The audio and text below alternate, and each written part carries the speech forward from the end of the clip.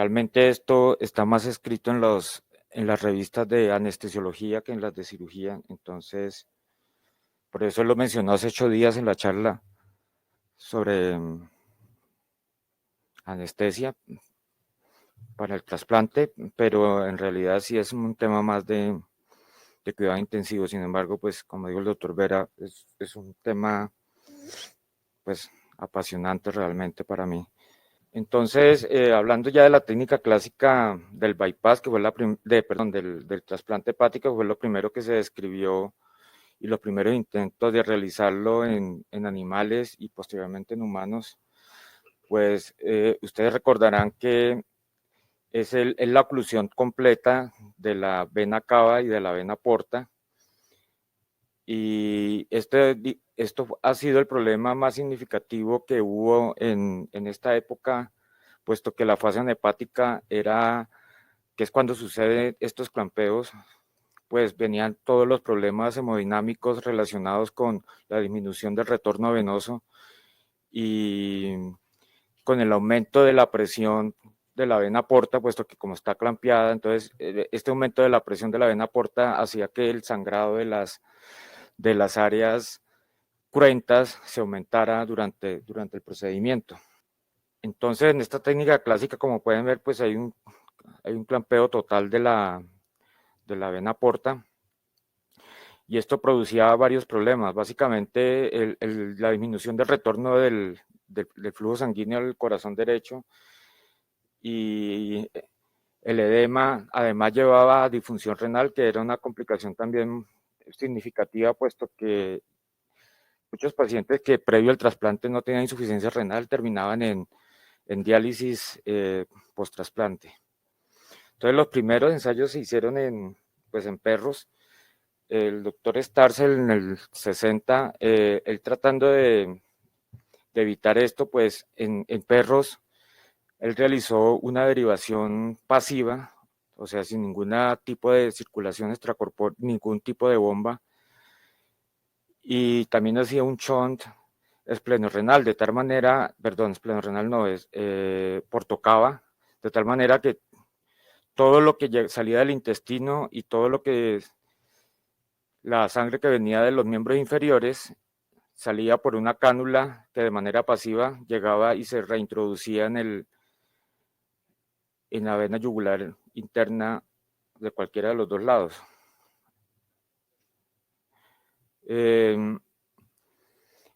Con esto, él hizo los primeros trasplantes, los primeros 4 trasplantes en el año 1963, los realizó con esta técnica. Sin embargo, pues 3 de los 4 pacientes se consideró que fallecieron por formación de trombos en el circuito, y el otro tuvo una muerte intraoperatoria que era un retrasplante. Esto lo llevó otra vez al laboratorio y a los estudios con animales, y se dio cuenta que en los perros, cuando se realizaba ligadura de la vía biliar, estos perros se volvían cirróticos y formaban chons o derivaciones portosistémicas que hacía que estos animales pudieran tolerar mejor la fase hepática, puesto que este flujo ya derivado espontáneamente a través de las venas sistémicas, pues ayudaba a que toleraran mejor. Y lo otro que definitivamente descubrió es que el bypass, que los perros toleraban peor la fase hepática que los humanos, y por eso desde esta época él realizó esta técnica sin, sin ninguna derivación. Sin embargo, pues el problema de esto es que muchos pacientes fallecían por la inestabilidad hemodinámica y todas las complicaciones intraoperatorias que tenían. Y desde el año 63, que fue cuando hizo el primer trasplante, y 1980, ellos realizaron más o menos 179 trasplantes, pero la sobrevida en este periodo de tiempo estaba relacionada más con el rechazo, puesto que la inmunosupresión, que era basada en azatioprina y prednisona, no lograba pues unas supervivencias adecuadas de estos injertos, puesto que pues no era suficiente. Entonces, a pesar de que había mejorías en la técnica quirúrgica, no había mejoría en la sobrevida de los pacientes. Cuando apareció la ciclosporina en el año 1980, hubo una dramática mejoría en la sobrevida, pasando del 30% al 60%. Pero entonces, en este momento se hizo otra vez evidente el hecho que las pacientes fallecían inclusive intraoperatoriamente y este problema de la fase hepática todavía seguía siendo algo que llevaba muchos problemas. En el año 1982 ya el doctor Starzl en Pittsburgh, él estuvo primero en Denver y estos 179 trasplantes iniciales se hicieron en Denver.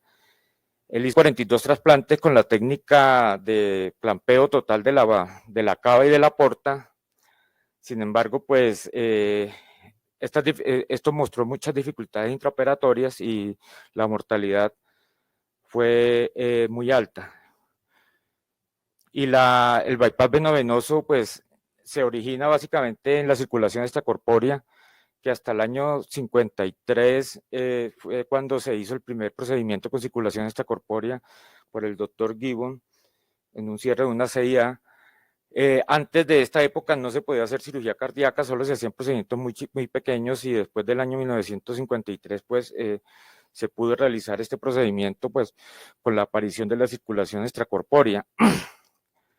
Y es básicamente que hay unas cánulas que drenan la sangre que llega al corazón derecho, llegan a un reservorio y mediante una bomba de circulación es llevada a un sitio de un intercambiador de gases para producir la oxigenación y esto es llevado posteriormente otra vez a la aorta y esto fue el principio del bypass venovenoso en la cirugía hepática.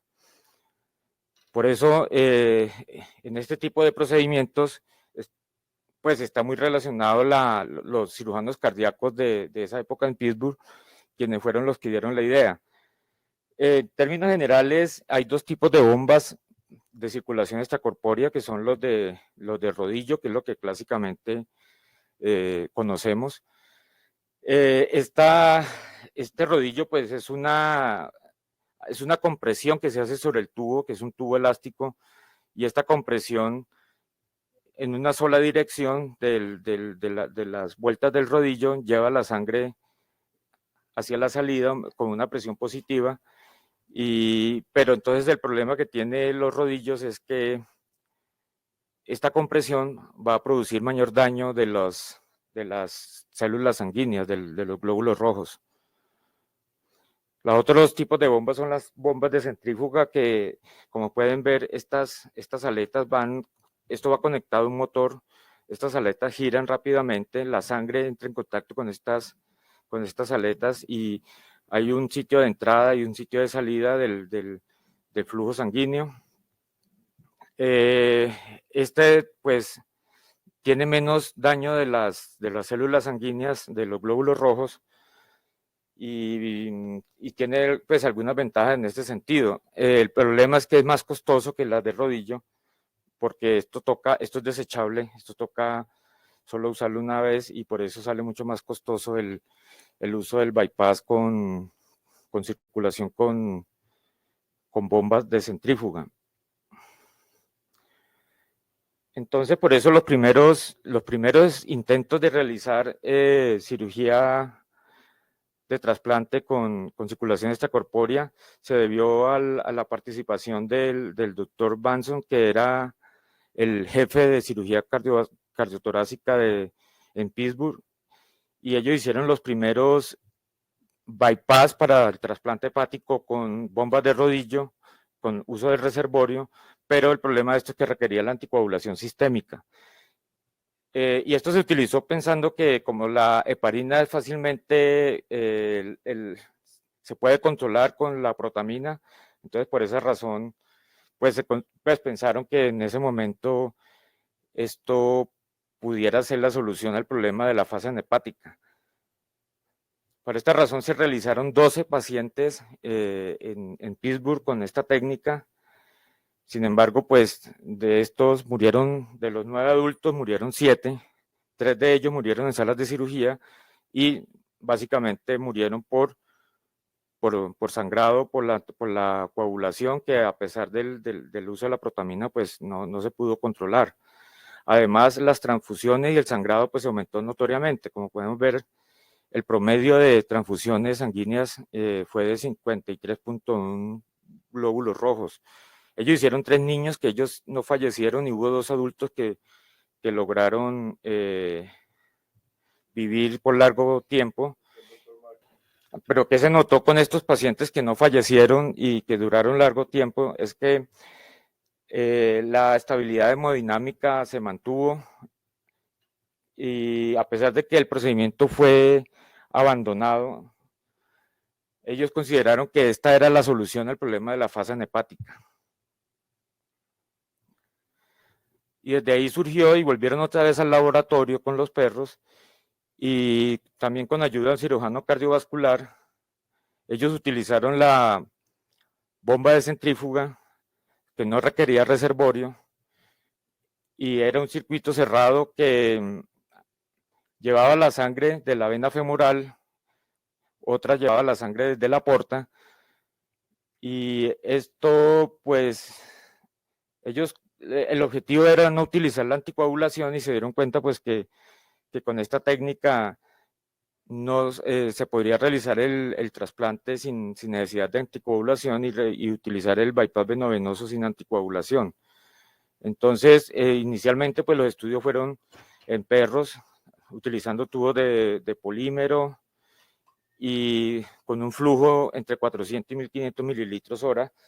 La fase hepática en esa época pues duraba de 2 a 4 horas, que era pues unos tiempos muy prolongados para una fase hepática.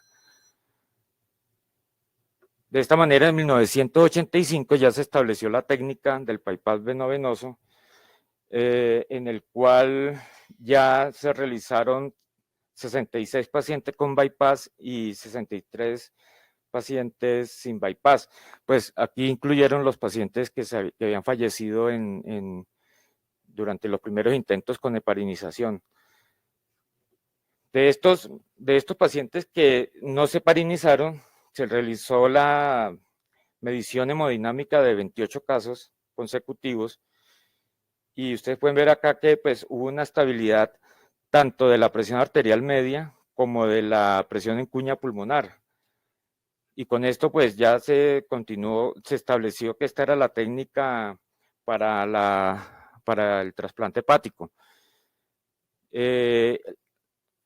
Compararon los pacientes con bypass y los pacientes sin bypass y se dieron cuenta pues que la disfunción renal pues fue significativamente menor, siendo los pacientes sin bypass un promedio de la creatinina al tercer día. Ellos miraban en los primeros 3 días cuál era la creatinina más alta y la creatinina más alta fue 3 comparado con 1,5 y las transfusiones también se disminuyeron de 33 unidades, eran bastante, era bastante lo que se transfundía en esa época, ¿no? Contra 19 con bypass. Las pérdidas sanguíneas también fueron significativamente menores, esto calculado en unidades de glóbulos rojos de 27 a 16 y con una sobrevida que inicialmente para el primer año pues fue, perdón, para el primer año pues fue 91% comparado con 73% de los que se operaron sin bypass. Con esto, entonces se establecía la técnica. En el año 1985 fue publicada la técnica en la que inicialmente se utilizaron unos tubos de GOT que en esa época se utilizaban para reparar las aneurismas del callado aórtico distal y utilizaban un catéter que sacaba la sangre de la aorta y mediante este sistema como en Y se llevaba la sangre tanto para el cerebro como para las extremidades inferiores. Entonces aquí se estableció ya el bypass con una canulación que inicialmente fue por venodisección de la vena o el confluente yugulofemoral, perdón, yugulofemoral no, sino la safenofemoral, otro que viene de la porta. Con esta conexión en Y se llegaba a la bomba de centrífuga. Nosotros tuvimos esta bomba al principio, todos los bypass que realizamos acá lo hicimos con esta bomba, y después se llevaba esto bueno, en esa época era por venodisección a la vena axilar izquierda. Yo creo que la obsesión del doctor Starzl creo que fue siempre la fase hepática. Sin embargo, creo que él nunca se le ocurrió lo del piggyback. El piggyback ya descrito desde el año 68 por el doctor Karl en Reino Unido. Como él ya se le había ocurrido esto en 1968, sin embargo, esto solo se estableció como una técnica aceptada y fue publicado en el año 1989. Y pues mediante esta técnica no se hace un clampeo total de la cava, sino que se hace un clampeo parcial. Ya lo habíamos visto en la charla anterior que aunque tuvimos tropiezos, creo que esto lo alcancé a explicar. Entonces se deja una anastomosis entre las dos cavas, no se reseca la cava como se hacía anteriormente. Y para mejorarlo del edema de las asas se hacía una derivación portocava.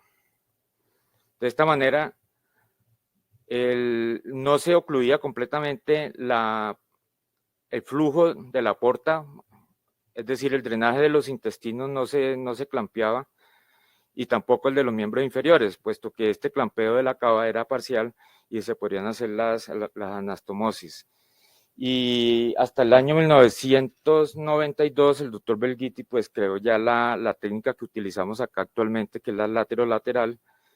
Antes se hacía la anastomosis al muñón de las venas suprahepáticas, y entonces ya con esto pues muchos de los problemas se resolvieron en esa época. Entonces aquí vemos ya la anastomosis. Esta es la vena cava con un clampeo parcial, y esto permite pues que no se haya una oclusión total del flujo que viene de las piernas, ni tampoco de la vena porta.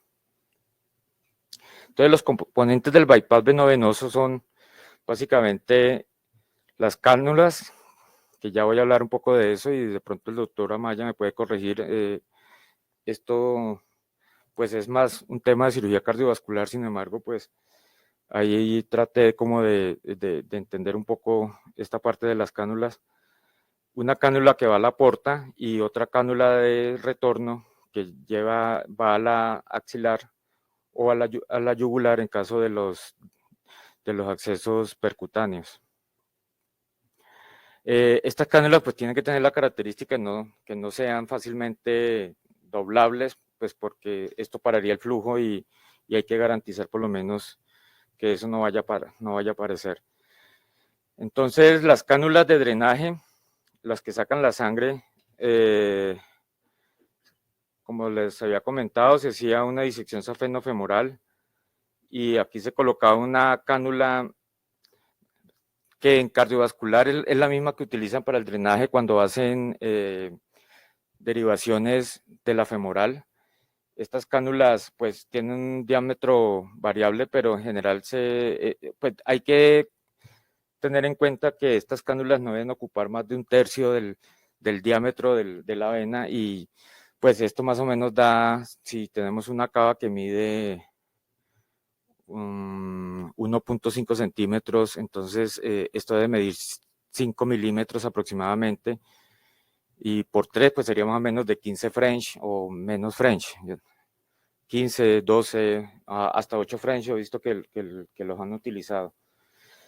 La cánula arterial, la cánula de retorno es una cánula arterial utilizada en cirugía cardiovascular que también se coloca a través de la vena subclavia. Sin embargo, de la vena axilar. Sin embargo, esto traía complicaciones que podía llegar hasta el 20%, incluyendo seromas, linfoceles y neuromas dolorosos, por lo que desde el año 93 ya se había establecido el uso del Doppler o de la colocación de los catéteres con Doppler. Creo que el doctor Amaya lo hacía de esta manera, ¿cierto? Hasta cuando Usted no los hacía con Doppler, sino por palpación. Pero pues ahorita lo recomendado por lo que ha producido menos complicaciones, pues es el uso del ecógrafo, del ultrasonido. Entonces, ustedes pueden ver acá, estos vienen unos kits que los que tenemos acá en la fundación son de Medtronic y pues aquí está la técnica descrita, eso está muy bien descrito en varias revistas de anestesiología. La cánula arterial, que esta sí puede tener más diámetro, más o menos 18, entre 18 y 24 French, también se coloca por ultrasonido y pues esto nos evita pues muchas de las complicaciones que les había mencionado con los otros. Aquí podemos ver la cánula de la vena porta, es una cánula que mide pues debe ser más o menos de 24 French y es muy parecida a las cánulas que llevamos para los rescates. En cuanto al sistema de presión o las bombas, acá en la fundación contamos pues con esta máquina de circulación extracorpórea que es una Stoker de quinta generación. A esta máquina que es de rodillos, pero también se le puede adaptar la centrífuga que va conectada a un motor y por la parte superior entra la sangre y por la parte inferior es llevada la sangre hasta la vena yugular. Entonces, aquí podemos ver otra vez lo mismo, una cánula que debe llegar hasta la cava, una cánula de la porta que nos va a sacar la sangre del intestino, llegan a la bomba y posteriormente llega a la vena yugular interna. Este circuito pues debe ser cebado o purgado, se puede hacer con albúmina o con Plasmalite y requiere un medidor de flujo, puesto que este flujo no debe ser menor a 1 litro por minuto, porque se corre el riesgo de que se formen coágulos. Cuando este flujo que es mostrado en la pantalla conectada al sistema, cuando este flujo baja de 1 litro por minuto, pues o se debe parar el sistema o se debe heparinizar el circuito. Entonces lo más recomendable de pronto es parar el circuito por el riesgo de émbolos, que esto sí puede ser una complicación mortal. En cuanto a la técnica del bypass venovenoso, pues se colocan por el anestesiólogo las cánulas, la cánula de la femoral, ustedes la pueden ver acá, guiado por ecografía, la de la yugular, también guiado por ecografía. El trasplante se inicia con la disección del hilo hepático, la ligadura de las arterias, esto es lo convencional, la ligadura de la vía biliar y la liberación de la vena porta, dejándola lista para el bypass. Posteriormente se introduce la cánula, hay que tener fijo la vena porque si uno la suelta pues se va. Y estas son Kellys, pero pues no se puede hacer pues con las Rochester como lo hacemos nosotros para las trombectomías. Y esto va fijado con un hiladillo que se fija tanto en la vena como también a nivel del mismo tubo. Y aquí ya vemos el circuito. Entonces, ¿cómo se inicia el circuito? Cuando ya está lista la porta para colocarle la cánula. Entonces se coloca la cánula, se conectan con un conector en Y, que es este, con la de los miembros inferiores. La perfusionista pasa los tubos de la circulación y mediante la administración, los tubos se llenan con cristaloides para evitar pues, la formación de burbujas, se conecta el bypass y se inicia con un flujo de aproximadamente 2 litros por minuto, que es lo convencional. Cuando ya se ha hecho la canulación de la porta y se inició el circuito de circulación extracorpórea, pues se continúa con la disección de la cava. La cava debe quedar completamente libre e inclusive se requiere la ligadura de la vena suprarrenal y posteriormente se coloca el clamp de la cava superior y el clamp de la cava inferior. Con esto pues se puede ya extraer el hígado de la cavidad. El muñón, los muñones para hacer la anastomosis, el de la suprahepática, el de la vena hepática superior, se hace uniendo los tres orificios de las venas hepáticas, o sea, como el tabique que hay entre la media y la hepática derecha se corta dejando un pequeño muñón. Bueno, debe ser lo más grande posible para poder hacer la anastomosis.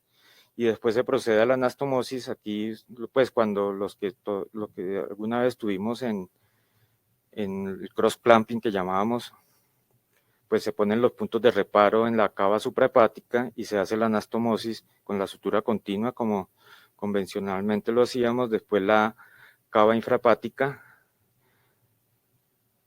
y a continuación pues se saca ya la cánula y se hace la anastomosis porta, la reperfusión, y cuando ya la reperfusión se inicia y hay una estabilidad hemodinámica, no ha habido complicaciones por síndrome de reperfusión, se puede ya desconectar el resto del bypass.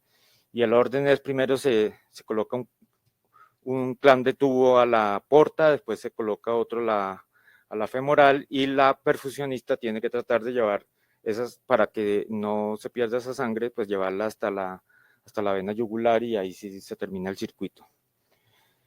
Entonces, estos son los efectos hemodinámicos de la oclusión de la porta. Creo que ya lo he mencionado varias veces, pero sin embargo, todo esto, disminución de la presión media, de la presión venosa central y la disminución del gasto cardíaco, pues puede llevar a una disminución del flujo sanguíneo cerebral, una disminución en la perfusión renal y una congestión y edema intestinal que va a llevar al aumento del sangrado intraoperatorio.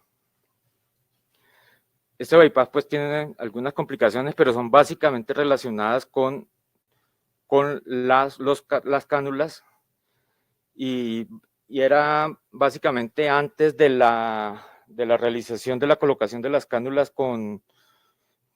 guiadas por ecografía, que podía llevarse a complicaciones graves como sangrado profuso, que podía llevar a la muerte. Sin embargo, pues esto eran muy pequeñas estas complicaciones. A otras complicaciones como la hipotermia y el síndrome por reperfusión, algunos artículos dicen que puede ser hasta del 30%, en el cual se manifiesta como una marcada hipotensión y disminución del gasto cardíaco, que pues también puede llevar a la muerte. Entonces, en cuanto a los resultados del bypass, inicialmente yo les había comentado que había una mejoría de la sobrevida con el uso del bypass en el año 83, que se inició su uso.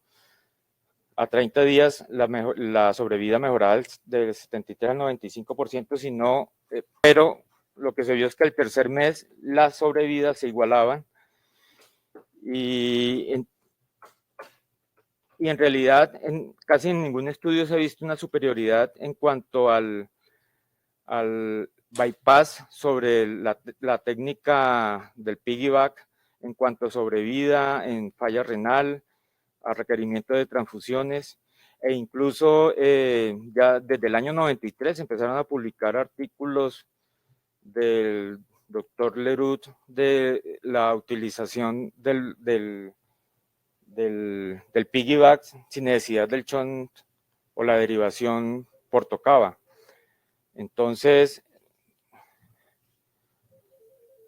teniendo en cuenta esas ventajas que tiene el piggyback, que pues reduce el tiempo de isquemia, que mejora la estabilidad hemodinámica, que no requiere bypass venovenoso, que disminuye los requerimientos transfusionales, disminuye la estancia hospitalaria, reduce los costos, tiene muchas ventajas el piggyback sobre el bypass venovenoso. Entonces surge la pregunta: ¿es necesario el uso del bypass venovenoso?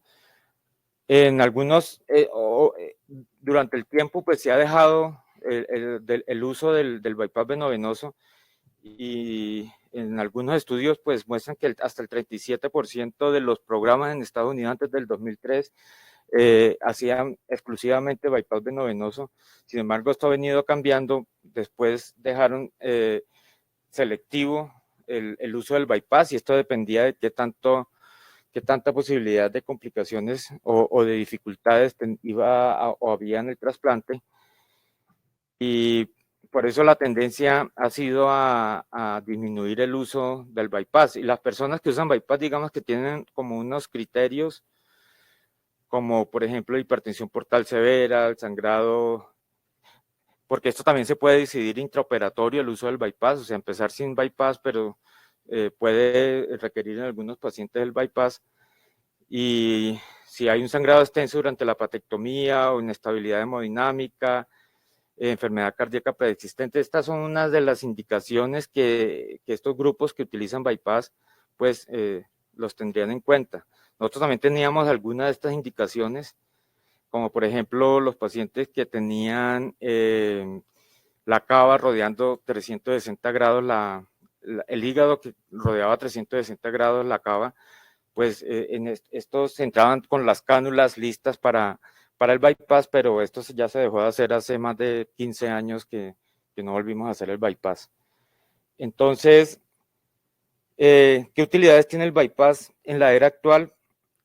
Pues realmente las personas o los grupos que usan bypass, pues lo pueden utilizar para utilizar otras técnicas extracorpóreas, como por ejemplo la hemofiltración venovenosa, que se puede realizar con la colocación del filtro, de un hemofiltro, uniendo las dos partes del circuito.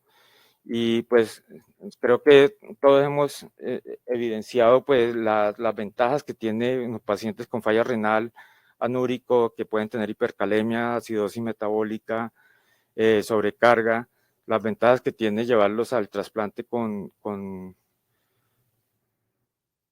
hemodiálisis o hemofiltración venovenosa continua.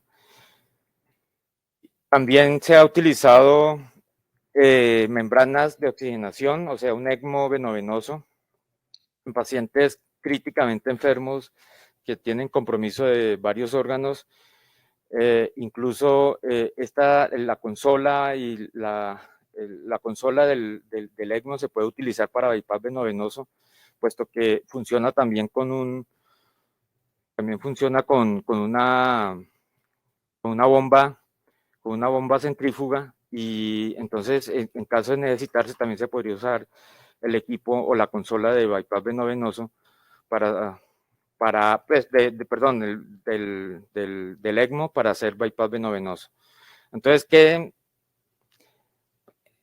tiene utilidad? Todavía el bypass aparece en las guías de manejo de los pacientes con trauma hepático severo, que haya compromiso de las venas hepáticas o de la vena cava retrohepática, pues en algunas ocasiones es necesario realizar el bypass para poder hacerlas un campo libre de sangre y poder hacer las resecciones o las correcciones que se requieran. Y lo otro es la utilización para la resección de tumores. Esto es muy debatido todavía, pero en algunos centros se hace, y son aquellos tumores que tienen un compromiso de las venas suprahepáticas o de la vena cava, en la que pues hay que hacer un aislamiento vascular total del hígado, y el hígado es muy sensible a la isquemia, aunque sabemos que un hígado puede tolerar hasta 1 hora de clampeo continuo, pero un hígado normal, un hígado enfermo, va a tolerar mucho menos tiempo esto. Entonces, esta es una de las utilidades que tiene el bypass ahora. Por ejemplo, en este caso, este tumor que compromete la cava y las 3 suprahepáticas, es muy debatido si esto se debe hacer. La sobrevida de estos pacientes no sube del 30%, sin embargo, en los pocos centros donde se hace, pues son centros de mucha experiencia en cirugía hepática, son obviamente ellos tienen experiencia en trasplante hepático, en trasplante de donante vivo, porque todo esto surgió a raíz de la cirugía de donante vivo, donde se hacen cirugías con reconstrucciones vasculares complejas y por eso ustedes pueden ver acá que hay varias formas de utilizar el bypass en estos casos, aunque no siempre se requiere o no siempre es necesaria la utilización del bypass, dependiendo del caso, pero lo mismo, una cánula en la porta, una cánula en la vena femoral y toda la sangre se lleva a la vena yugular. Esto permite realizar, cuando se hace clampeo total, también se coloca en frío y se colocan soluciones de preservación, que en este caso es solución de Wisconsin, para mantener el hígado a bajas temperaturas y disminuir el riesgo de daño por la isquemia. No solamente se coge la femoral, sino que intraoperatoriamente uno puede colocar una cánula en la cava haciendo una sutura en bolsa de tabaco para realizar el drenaje de las extremidades inferiores. Y hay varias técnicas. Está la cirugía ex vivo, que es hacer como un trasplante, hacer una patectomía total con resección de cava, y en el banco se realiza la cirugía, que ustedes pueden ver el hielo, y aquí una anastomosis, todas las reconstrucciones vasculares que se requieran para pues, poder resecar el tumor completamente. También hay perfusión in situ o ante situ, que se llama esta, en la que uno secciona la cava suprahepática, hay un clampeo total, el hígado lo trae hacia adelante y uno puede hacer, sacando el hígado hacia adelante, puede hacer una de las cirugías y las reconstrucciones que requiera cuando hay resección de tumores. Entonces, como les había comentado, pues esto es muy debatido. Hay grupos que lo hacen, pero pues con las mejorías en la quimioterapia, pues de pronto en algún futuro, pues tendremos que pues, realizarlo, ¿no? Y en conclusión, pues el bypass venovenoso, pues aunque es una técnica que cada vez se hace menos, incluso para los traumas hepáticos cada vez se hace menos, pues todavía tiene algunas indicaciones y por eso, como decía el doctor Vera ahora, pues hay que tener siempre estar preparados para esto y es muy importante, sobre todo el concurso pues, de los anestesiólogos, esta parte de las cánulas y todo eso, pues hay que saberlo manejar bien y no se ve pues tan complicado ni tan difícil la realización del bypass y si tú no tienes un flujo adecuado, pues también se disminuye el riesgo del tromboembolismo.